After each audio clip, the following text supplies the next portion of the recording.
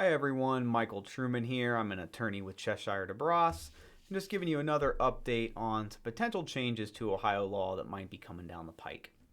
So you might have heard on the news, this was a press conference last week, that there's a new Ohio gun bill. The bill, if you want to read it, it's House Bill 522. If you just Google Ohio House Bill 522, it's the first result that pops up. Make sure you click the one that's the first result that says it's from the 135th General Assembly and not some other General Assembly, or you're going to be reading the wrong one. This bill was introduced and sponsored by Representative Bernie Willis out of Springfield, as well as Josh Williams out of Sylvania. And interestingly, at the press conference to introduce this bill, the Ohio Attorney General Yost, he was also present. So you've got three people that are all generally pro Second Amendment that are backing this bill. Interestingly, our office was also involved in this bill. So I'm going to get into all the changes that this bill is going to make. Some of them we had no involvement with. Others we were really taking the lead in pushing for and drafting. As you probably know, with legislation, bills come together with various inputs from a lot of different groups and parties. So and different ideas are all kind of pushed together into one bill, and that's definitely what this bill was. So again, I'll talk about the provisions that we were behind as far as, and those were all really pertaining to expanding restorations. And then I'll talk about the other parts of the bill that we were not actually involved specifically with drafting. So the first part that we were involved with deals with restoring firearm rights for people who no longer reside in Ohio. So when you talk about wanting to get your rights back under federal law, only the state where the conviction occurred can actually restore your rights and have it be recognized federally.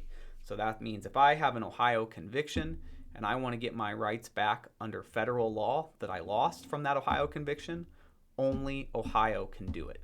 So if I have an Ohio conviction and I move to Indiana and Indiana restores my rights, it might work for Indiana purposes under Indiana state law, but it's not going to work federally. You have to go back to Ohio to actually get your rights back under federal law. So the problem was, under the current restoration statute, which is Ohio Revised Code 292314, only people who reside in Ohio were eligible to get their rights back. The statute specifically says that you apply for restoration in the Ohio county where you reside. So if you don't reside in an Ohio county, you could not apply to get your rights back, and you were basically out of luck. So the classic case, and I've talked to people who are in this situation, let's say somebody came here when they were 18 for college, they went to Ohio State, they got in trouble, ended up with a felony conviction when they graduated, or at some point later they moved out of state. At that time, they were no longer eligible to apply to get their rights back here in Ohio, and the law has been like that for decades.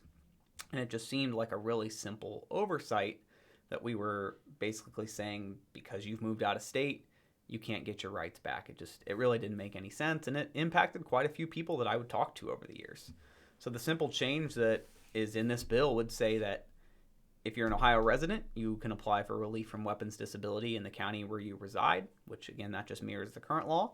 And it would say that if you are not an Ohio resident, that you could just apply in the county where the conviction occurred. So that would fix that entire issue for people who have moved out of state. I don't think that this is a particularly controversial part of this proposed bill. Definitely optimistic that that will actually become law. The second major change, and it involves a couple different changes, is jurisdiction for a restoration. And I'm going to get into the nitty-gritty on this as a lawyer. The long and short of it is going to be essentially that we're, again, expanding the class of people that are eligible for a restoration. And I think we're actually fixing some changes that happened back in 2011 that had some unintended consequences. So before I get into this, I kind of have to lay the groundwork for how a restoration works, at least here in Ohio. So again, when we talk about a restoration, you have to get, you want to get your rights back under both state law and federal law. So federal law lists 4 ways in the restoration statute to get your rights back. They are pardon, expungement, civil rights restoration, and set aside. What we're dealing with today is a civil rights restoration. And how that works is the federal firearm ban will be removed from you if you have a civil rights restoration, which means you've had your right to vote, hold office, and serve on a jury restored, and you have no remaining restrictions on your rights under state law. And if you want more information on this topic, my colleague Derek has several videos that do deep dives into restoration law and how it works. Here in Ohio, a common restriction that would stop people from having a restoration, because in Ohio, you actually get your rights to vote, hold office, and serve on a jury back when your sentence is complete, just automatically. But the big thing that would stop people from having a civil rights restoration, meaning that their federal firearm ban was removed, is that they would not be eligible for a concealed carry license. The concealed carry licensing statute says that a person with any felony, regardless of what it is, cannot get a concealed carry license.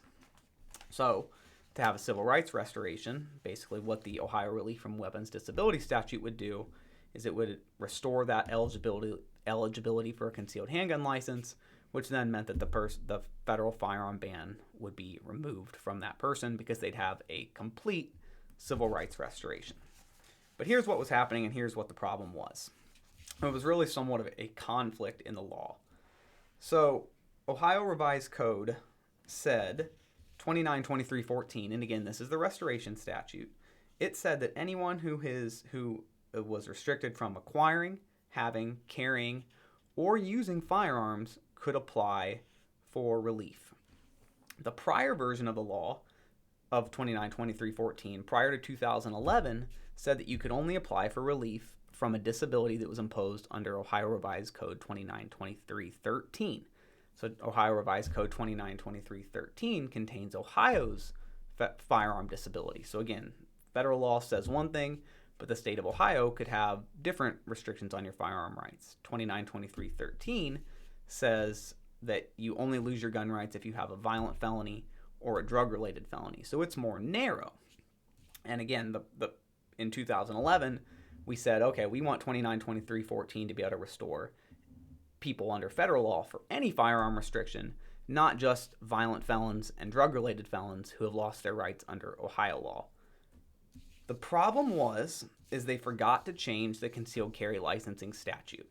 So Ohio Revised Code 2923.125 has the concealed carry licensing statute.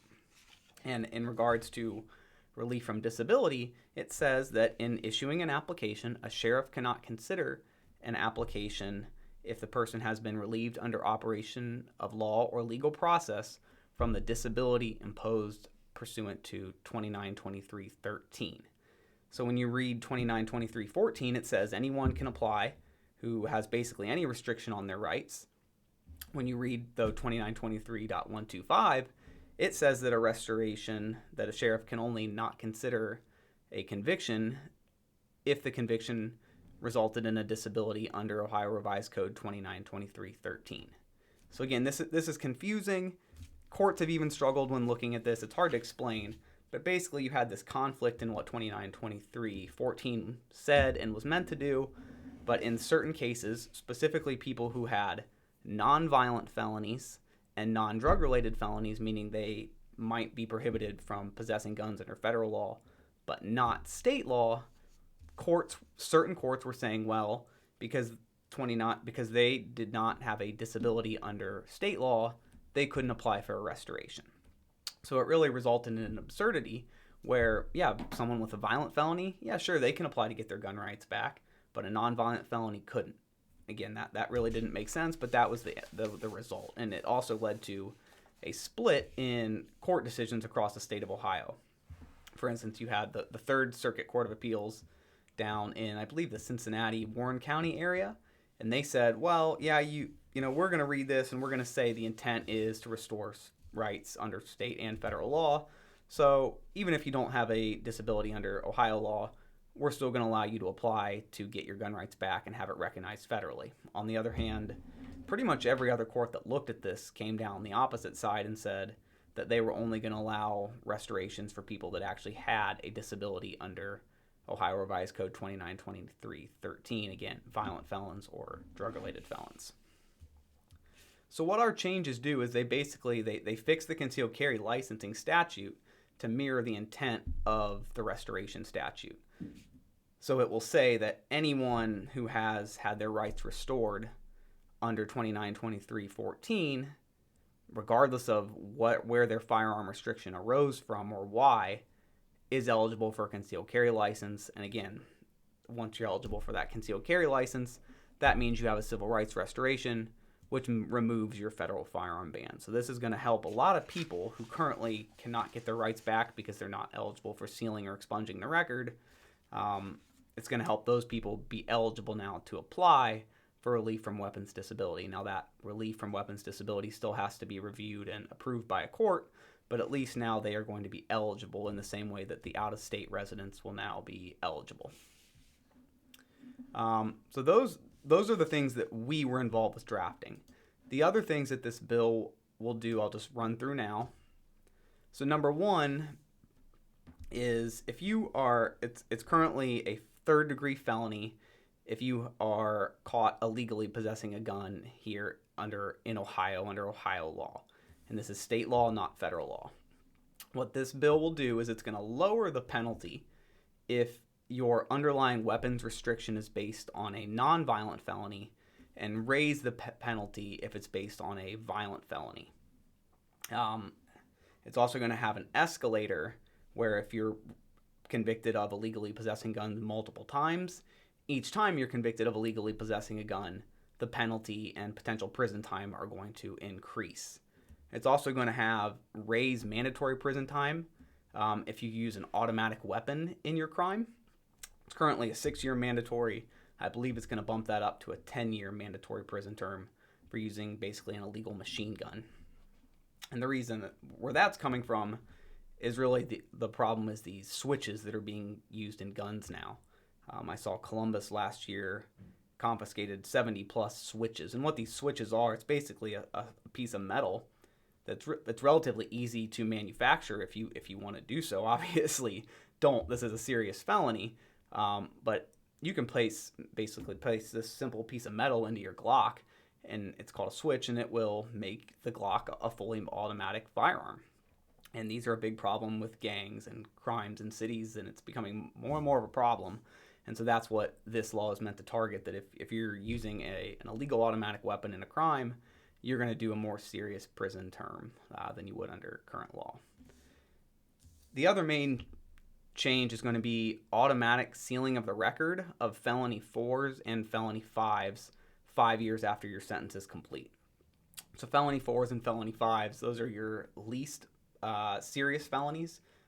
In Ohio, the felonies are ranked 1 through 5. So a 1 is something like rape or murder.